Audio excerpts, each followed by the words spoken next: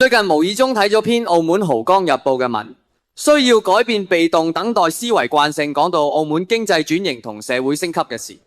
我覺得講得超啱，特別係點出咗澳門人一直以嚟嘅一個問題，就係咁多年嚟大家都成日慣咗坐定定等運到嘅心態，呢個真係唔掂啊！講真，唔係話賭業唔好，但係成日靠住佢，其他嘢咪唔識做咯。成日諗住反正賭業穩陣啦，等機會自己嚟啦，搞到其他行業發展唔到，等到真係出咗事，譬如隔離地方搞博彩，我哋即刻好大鑊，真係會好難搞，咁就變咗一朝死食嘅狀態啦。而且政府啲政策本來係想幫手推動其他行業發展嘅，但係有啲朋友就慣咗等政策靠補貼，自己唔主動去諗新嘅出路，咁搞落去一定會係等到花兒亦都謝咗嘅局面。咁點算好呢？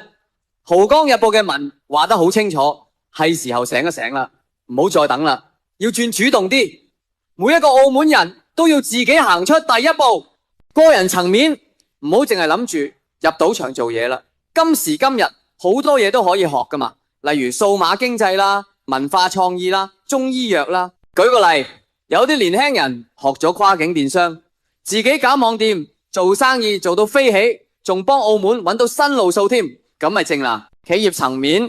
澳門啲企業都要主動啲啦，唔好再等政府出手啦，自己都要落手落腳搞創新，開發啲有澳門特色嘅產品、文創，甚至主動揾內地同其他國家合作，唔係淨係等人哋嚟揾你合作啊嘛。政府同社會層面，當然啦，政府仲要繼續推動經濟多元化，唔係淨係講下，仲要落實執行，幫手營造氛圍，鼓勵大家多啲創新，多啲主動性。總之，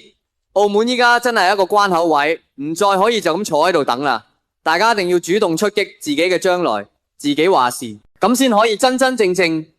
創造到一個持續發展嘅未來。澳門嘅明天先至會真正精彩。各位澳門嘅手足，係時候醒啦，唔好再 hea 啦，一齊加油。Nice。